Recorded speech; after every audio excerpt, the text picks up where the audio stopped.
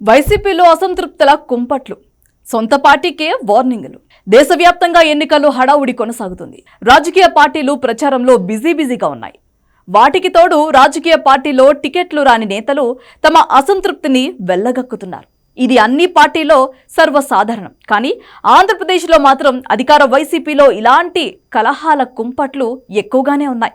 ఎక్కువగా ఉండడమే కాదు, తమ పార్టీకి చెందిన నాయకులు ఎన్నికల్లో ఎలా గెలుస్తారో చూస్తామంటూ సొంత పార్టీకే వార్నింగ్ ఇస్తున్నారు. ఇప్పటికే రాష్ట్రంలో అధికార వైసీపీపై ప్రజల్లో వ్యతిరేకత ఉండటం, ఇప్పుడు సొంత పార్టీ నేతలే ఎదురు తిరుగుతుండటంతో ఏమీ చేయాలో తెలియక వైసీపీ అధినేత జగన్మోహన్ రెడ్డి అయోమయంలో పడ్డారు.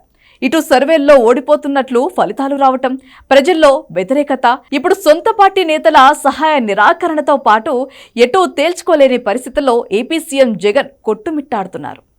అధికార వైకాపా అభ్యర్థులపై ఆ పార్టీ నేతల నుంచి తిరుగుబాటు తీవ్రమైంది. పార్టీలో అంతర్గత వర్గపోరు తారాస్థాయికి చేరుకుంది.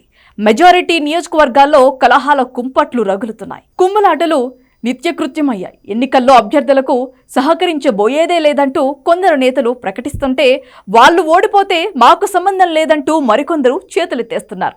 తమ అసంతృప్తిని బాహాటంగానే వెల్లడిస్తున్నారు. కొన్ని రిజర్వ్డ్ స్థానాల్లో అభ్యర్థులను వ్యతిరేకిస్తూ ఒక ప్రధాన సామాజిక వర్గం స్వతంత్ర అభ్యర్థులను బరిలో నిలిపేందుకు సిద్ధమవుతున్నట్లు ప్రచారం జరుగుతోంది.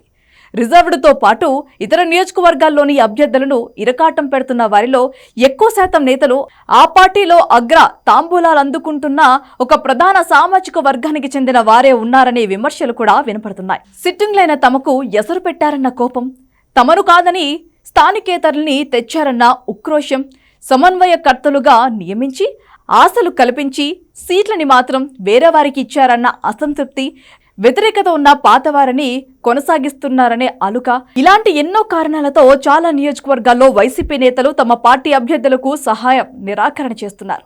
రాష్ట్ర వ్యాప్తంగా చాలా చోట్ల ఒకరికి మించి అసంతృప్త నేతలు అధికార పార్టీ అభ్యర్థులపై తిరుగుబాట్ల పరంపర కొనసాగిస్తున్నారు. తమకు జరిగిన అవమానాన్ని భరించలేక కొందరు పార్టీ మారుతుంటే, ఇంకొందరు పార్టీలో కొనసాగుతూనే ఫ్యాన్ రెక్కల్ని వంచాలన్న కసితో పనిచేస్తున్నారు.